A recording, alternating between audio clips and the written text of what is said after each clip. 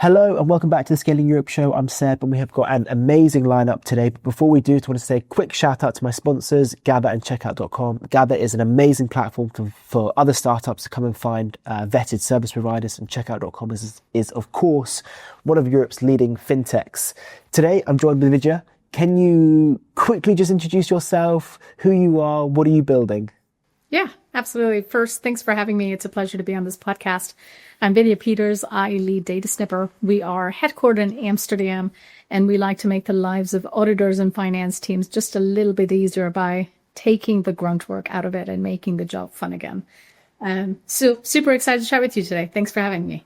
Amazing. No, it's great to have you. Super interesting company. You're doing really, really well. One of the Netherlands' fastest growing companies. I actually spent 6 weeks doing an audit internship. I ended up not pursuing it full term. I ended up doing management consultancy at one of the big four and then doing strategy consultancy at one of the big four. So I'm very familiar with that world. Are you able to give a bit more detail or flavor as to how you're helping that industry and how you're helping to kind of take care of some of that work for them? Your experience is the experience of many people aspiring for a profession or a career in audit and finance. What they often do is start off in an internship and they picture themselves advising clients, taking the 10,000-foot view on the business, where the risks are and how best to advise their clients to navigate them, to mitigate them. And instead, the reality of the day-to-day job that they find themselves in is extremely manual, very, very detailed-oriented, error-prone work that's mind-numbingly boring. And that's the inspiration behind DataSnipper. So we built DataSnipper because we had an auditor in KPMG. His name's Alwyn, and his picture actually to this day is in our lobby as a source of inspiration. But Alwyn was meeting with the founders of DataSnipper, and he talked about how much he hated his work, how this was not the role that he thought he was going to be having for the rest of his life. And the founder said, well, what is it about this job that makes it so painful? And he said, look, my job is to check and verify transactions, to ensure that people are truly saying what is true about their business. And while that sounds perfectly reasonable at the highest level, the day-to-day reality is you're looking for a needle in a haystack. You're looking through mounds and mounds of paperwork, trying to isolate a transaction and verifying it down to the cent. And what that means is it's a lot of searching and finding, it's a lot of matching, and then providing that information back to your manager so that they can verify that you did your work accurately. And it's an enormous amount of time, and it can be quite boring to get through. And so that's the problem that the founders of DataSnipper set out to solve, which is how can you automate this? How can you use technology? How can you use AI to do this as rapidly as possible? And then make that job fun again. So you are in the seat of advising your clients. So you are looking at the business more holistically and not just doing the job of searching and finding. And I saw recently that you talked about using agents and agentic technology in this world. Can you talk a bit about how you're hoping to leverage agents to solve this problem? So DataSnipper has been on a journey of how can we automate more and more with technology. So the earliest version of the product was simply about bringing data in with a click and drop, which is where the inspiration for the name DataSnipper came from, which is how do you snip data and create a cross-reference, create an audit trail. The next version of that was how do you build algorithms to pattern match and to match data between what you're looking to verify and the hordes of documents you're looking to verify them with. Or how do you use algorithms to find anomalies in financial statements and documents you're looking to audit. The third level of automation was how to use Gen AI to actually gather data and find insights from documents. It was a very typical RAG solution to an age-old problem, which is find me the answers to this question. Now we are on the evolution of being able to build agents with Gen AI, which is, hey, imagine you have a junior level analyst on your team and you would give them a set of tasks to do that are quite routine. And it could be, hey, agent, go into this database and pull out all of this information, extract these key fields for me, match them to the sample, create a cross-reference for me. And imagine all of those tasks are immediately done for you. Now you actually feel like you've added a resource to the team and you have now used the next level of automation to do an entire set of tasks that would take someone hours to do. Amazing. Yeah.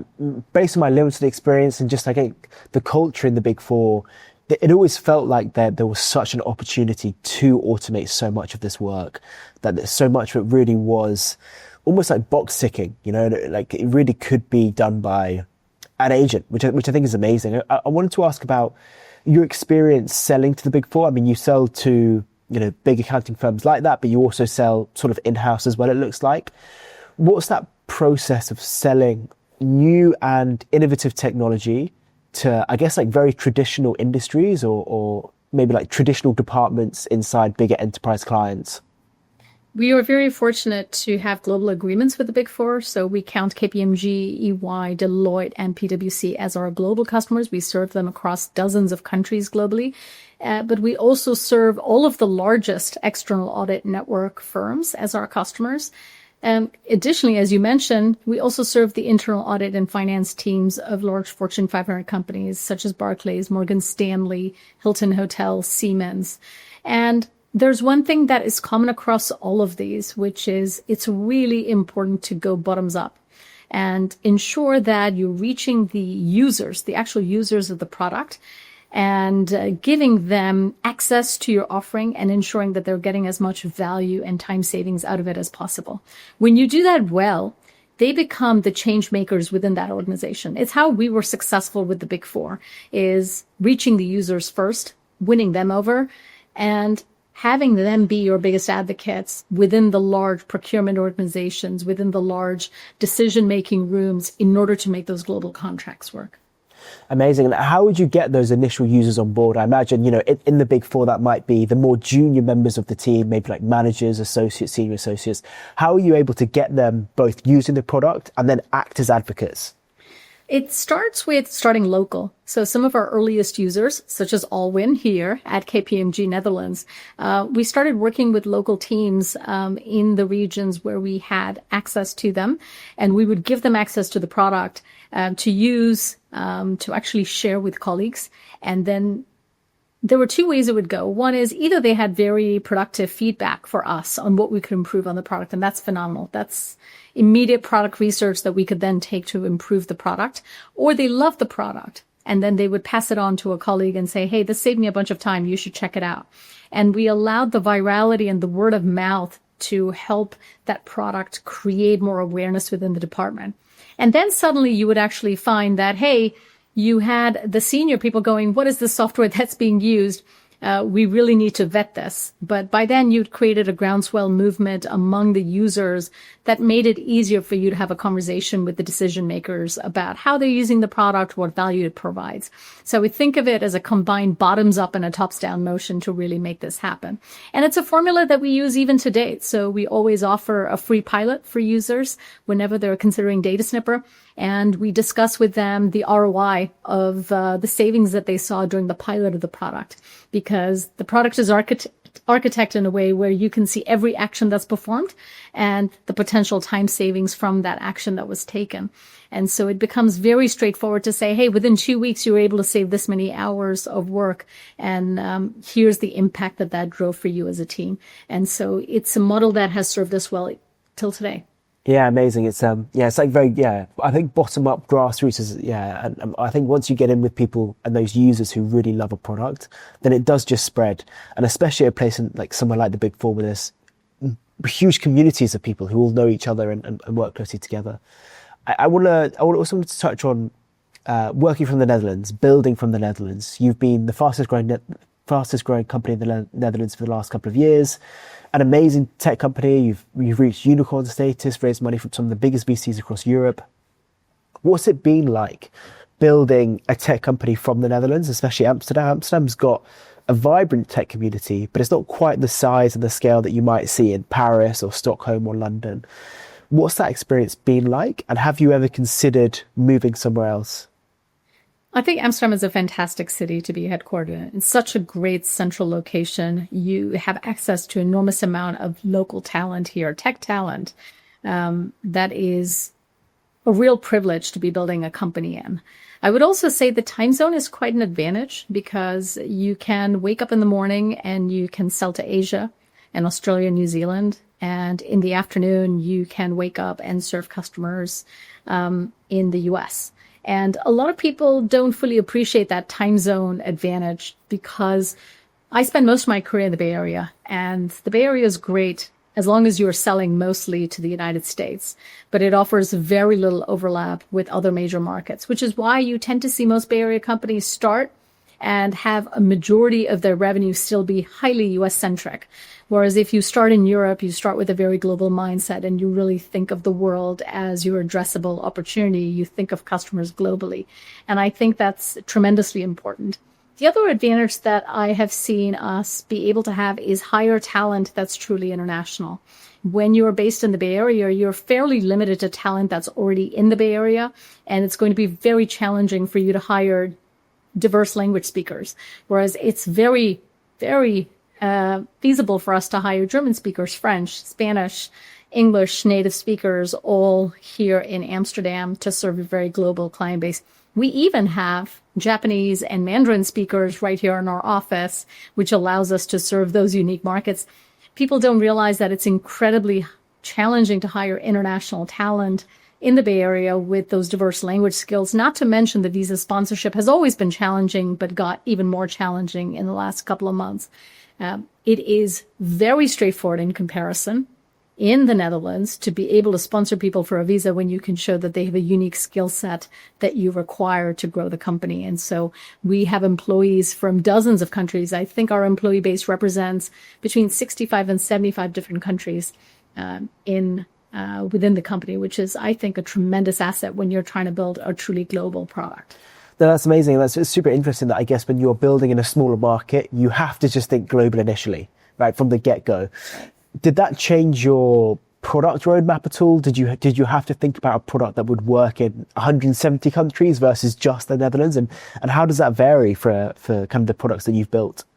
That's actually a really great observation, because inherent to DataSnipper is that we have solved the problems in audit and finance that are most country agnostic. So we don't dabble in country-specific regulation on how things are unique to China or Japan. We focus on the audit problems that are truly universal, and it's why we have been able to expand and grow globally as rapidly as we have. So today we have customers in over 170 countries, and we focus on the audit workflows that are the same for an auditor in Tokyo as they are for one in Rio. And from the beginning, we have focused on being able to identify and work in multiple languages. And so we can identify a document written in Mandarin as well as we can that's written in Thai as one in French. And so it has helped us really think of a very global opportunity from day one. Yeah, it's so interesting. And I'm curious has that, you've set out to build a global product from day one to solve problems that you're seeing across all 170 countries that you operate in. Have you seen different pulls from different markets, either for specific use cases or problems, or just overall? Perhaps some of these problems that are global in nature are even more prominent in local markets. Have you seen different kind of push and pulls from different places? We absolutely do. Every day we're faced with nuances that are specific to a market. So, for example, in Japan, Nissan can be written apparently in 4 different ways and still mean Nissan. We find that in Australia, it's not just prior quarter or prior year financial comparisons that matter, but also prior period, because they could do 6-month comparisons, which is very unique to what's happening in Australia. We find that commas and decimals are differently used based on which country or market you're operating in. And the biggest question we grapple with is, do we feel like this is an important enough problem for us to solve for? And in all of these examples, we decided they are, because we have to be able to identify Japanese characters effectively for us to serve our customers there adequately. And there are things that we decide we are not going to focus on because it's such a niche issue that it becomes very challenging for us to scale our product in a way that we're solving the most and the biggest important problems for the customers rather than focusing on the niches. And that's a constant trade-off, and sometimes we get it right and sometimes we don't. What's your framework or approach when you're having these product discussions? Is it, okay, the size of our clients in these countries? Is it, okay, we think this is a really painful issue if we don't solve it? What kind of things are you kind of weighing up to decide? there are two aspects if I were to whittle it down. One is how big is this problem? And second, what is our ability to solve it? And can we solve it now versus later is almost like a part B of that. And so on the first part, it is, for example, in our customer base, how big is this problem? Because it's not just, and I want to be really mindful, it's not just about the opportunity we can get. It's about doing right by the customers that we already have within our base. And that's more important, is learning and earning to keep the business we already have rather than just focusing on what's the new business we can go get. And so, for example, the question of the period or the comma was a no-brainer because that is fundamental to how Europe counts as numbers versus the US. And there's no way we would say that's not enough of a problem for us to solve. So that was a clear yes prioritization. B, are we well positioned to solve this? Because there are times when we feel like, hey, we have hit the limits of how well we can solve this given our capabilities, given the algorithms. And sometimes it will take you an inordinate amount of resources to get the next 1% improvement in that product. And then there's a part B to this, which is, hey, could Gen AI solve this better now? Because we have more tools now in our toolkit. And this is a question that we started to ask ourselves 2 years ago when Gen AI was, it came onto the market and helped us solve more problems in a more innovative way than we could have before.